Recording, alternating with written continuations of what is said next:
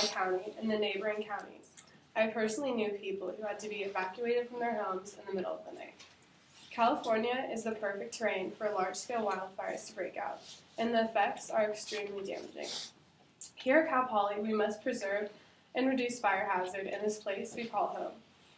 After the outbreak of wildfires across California in 2017, 2018, and 2019, Senate Bill 901 was put into place along with 35 projects to reduce fuel in fire-prone areas, which are still active today. In a statement from Gavin Newsom, the current governor of California, he states, "Forest fires have increased from an average of about 60,000 acres annually between the 1950s and the 1990s to 175 acres annually in the 2000s and over 250,000 acres annually this decade." Many local actions, such as food drives and temporary housing, have been put into place to help those affected by the fires. However, legal action through Senate Bill 901 will help reduce the overall fire hazard across California. Senate Bill 901 has allocated $200 million a year towards fuel hazard reduction for 5 years. The total amount of money distributed for this project is $1 billion. This bill includes treatment for the forests to make them more fire resilient.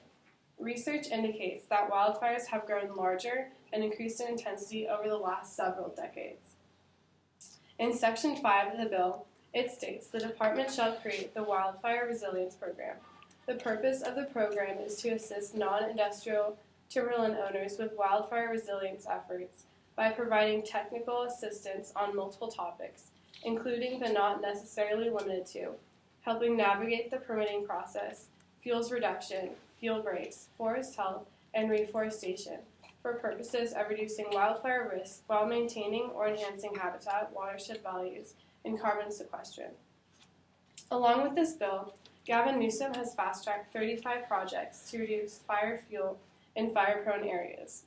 Governor Gavin Newsom announced last Wednesday that the California Department of Forestry and Fire Production is nearly finished with the dozens of prioritized fuel reduction projects. And these projects were approved last year too, so it's a really big improvement for them. So 34 of the 35 projects have been completed, with the final project scheduled for completion this spring, according to the governor's press office. 2 of the projects successfully protected Santa Barbara residents during the Wind-driven Cave Fire before Thanksgiving. I personally have friends at UCSB who were impacted by the fires, and they could see the fire from their dorm, and the smoke was very irritating for them. In addition, CAL FIRE is currently working with local organizations such as the Clear Lake Environmental Research Center, the South Lake Fire Safe Council, and the Siegler Springs Community Redevelopment Association to locate grant funds for more fuel reduction and more fire safety education projects. These projects will hopefully protect this place we call home this year from wildfires and more mass destruction in our communities. Wildfires have left California forests and towns in mass destruction. Even 3 years later, people are still feeling the effects. Senate Bill 901 has helped eliminate fire hazards in our forests in those areas impacted by the fires. Gavin Newsom has also been a very big help in the preservation and restoration process by fast-tracking the 35 projects. Luckily, 34 out of the 35 projects have been completed this year, and if we stick together and take the necessary precautions, we can prevent disasters like this from happening again.